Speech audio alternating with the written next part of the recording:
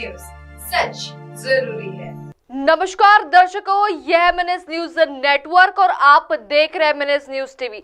मैं हूं आपके साथ सेजल। तो आइए देखते हैं आज की कुछ खास खबरें। एक नजर डालते हैं आज की हेडलाइंस की ओर। लोकसभा की सुरक्षा में चूक के आरोपी की मां की आई पहली प्रतिक्रिया। सागर के बारे में खोले कई राज। कुर्सी संभालते ही सीएम भजनलाल ने लिए ताबड़तोड़ फैसले। अफसर भी चौंक गए, बोले अब होगा बदलाव।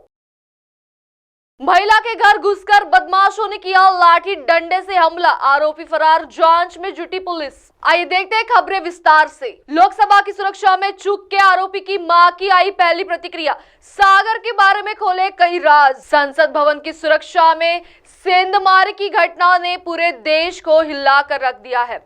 दिल्ली पुलिस की स्पेशल सेल ने इस मामले की सभी आरोपियों को गिरफ्तार कर लिया है। वहीं इस मामले को लेकर विपक्ष सरकार से सवाल पूछ रहा है। इस बीच आरोपी सागर की मां की प्रतिक्रिया सामने आई है। लखनऊ के रहने वाले आरोपी सागर की मां ने पढ़ाई को लेकर कहा कि सागर पढ़ाई करता था, कभी किताबों से पढ़ाई करता था तो कभी मोबाइल से पढ़ाई करता था। उन्होंने बताया कि सागर देशभक्ति की किताबें ज्यादा पढ़ता था।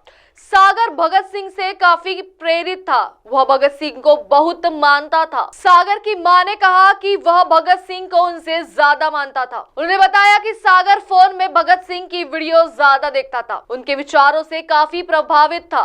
वह भगत सिंह के घर गया और बताया कि देखो मम्मी, मैं यहाँ घूम कर आया हूँ। सागर की मां ने कहा कि उन्होंने सागर को बहुत समझाने का प्रयास किया कि यहाँ वहाँ मत जाया करो, लेकिन उसने उनकी बात कभी मानी ही नहीं। वह भगत सिंह के बारे में अपनी डायरी में लिखता था।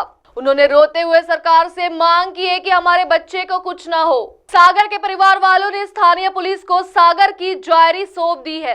हिंदी में लिखी गई सागर की डायरी में साल 2015 से 2021 तक की बातें लिखी है।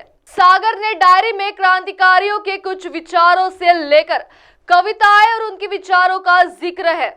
सागर ने 6 फरवरी 2021 को दर्ज एक प्रविष्ट में लिखा, घर से विदा लेने का समय नजदीक आ गया है। एक तरफ डर भी है और दूसरी तरफ कुछ भी कर गुजरने की आग भी लग गई है। काश मैं अपनी स्थिति माता पिता को समझा सकता, मगर ऐसा नहीं है कि मेरे लिए संघर्ष की राह चुनना आसान रहा। आइए बढ़ते अगली खबर की ओर। कुर्सी संभालते ही सीएम भजनलाल ने लिए ताबड़तोड़ फैसले। अफसर भी चौंक गए, बोले अब होगा बदलाव। पहली बार विधायक बने और पहली बार में ही सीएम बना दिए गए। सीएम बनने के बाद सीएम अपने फार्म में आ गए। पहले दिन ताबड़तोड़ फैसलों से सबको चौंका दिया। सीएम के इन फैसलों की तारीफ की जा रही है। युवाओं को उम्मीद जगी है क्योंकि दोनों ही फैसले युवाओं से संबंधित है। इन पर अमल शुरू कर दिया गया है। दरअसल राजस्थान के सीएम भजनलाल शर्मा को कल दोपहर में पीएम मोदी ने सीएम पद की शपथ दिलाई। उसके बाद सीएम भजनलाल शर्मा और दोनों डिप्टी सीएम सचिवालय चले गए। वहां पर पूजा पाठ और मुहूर्त के बीच नई कुर्सी ग्रहण की। उसके बाद अफसरों से बातचीत शुरू की गई। सीएम ने कहा कि केंद्र सरकार की योजनाओं को जन जन तक पहुंचाने का टास्क है, उसे पूरा करने की तैयारी शुरू कर दी गई है। इस बीच अफसरों को देर रात मीटिंग का मैसेज आया तो अफसर भी चौंक गए। नए सीएम ने देर रात करीब 9 बजे के बाद अफसरों की बैठक ली और ताबड़तोड़ फैसले लेना शुरू कर दिया। सबसे पहला जो फैसला लिया गया वो पेपर लीक माफिया को काबू करने के लिए लिया गया। पेपर लीक माफिया को काबू करने के लिए SIT बनाई गई, यानी स्पेशल इन्वेस्टिगेशन टीम। इसमें चुनिंदा अफसरों को लिया गया है, उनको आज से काम करने के लिए भी कहा दिया गया है। दूसरा फैसला एंटी गैंगस्टर टास्क फोर्स के गठन का है। प्रदेश में 5 साल में गैंगस्टर पनप रहे हैं, उन्हें काबू करने के लिए ADGP स्तर के अफसर और उनकी टीम को चुना गया है। आज फिर से बैठक बताई जा रही है। आइए बढ़ते अगली खबर की ओर।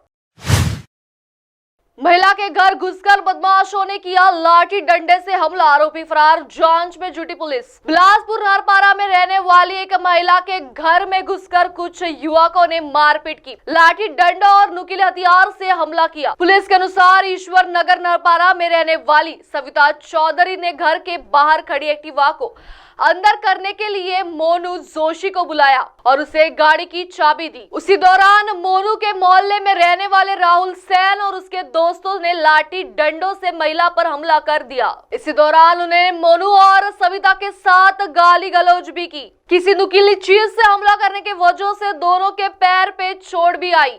बाद में राहुल अपने दोस्तों के साथ फरार हो गया। पुलिस ने युवकों की तलाश शुरू की है। अब आप हमारे चैनल को आपके मोबाइल पर भी देख सकते हैं। मोबाइल ऐप पर देखने के लिए play store MNS news TV apps download करें। Insta, Hike, Twitter, Koo, Facebook और कई सोशल मीडिया प्लेटफॉर्म पर हमारा चैनल उपलब्ध है। आप इसे यूट्यूब पर भी देख सकते हैं, आप इसे लाइव भी देख सकते हैं www.mnsnewstv.com पर। अब वक्त तो चला दर्शकों ब्रेक का। ब्रेक से लौटने के बाद देखिएगा देश और दुनिया की तमाम बड़ी खबरें। बनी रहिए MNS न्यूज टीवी पर। नमस्कार।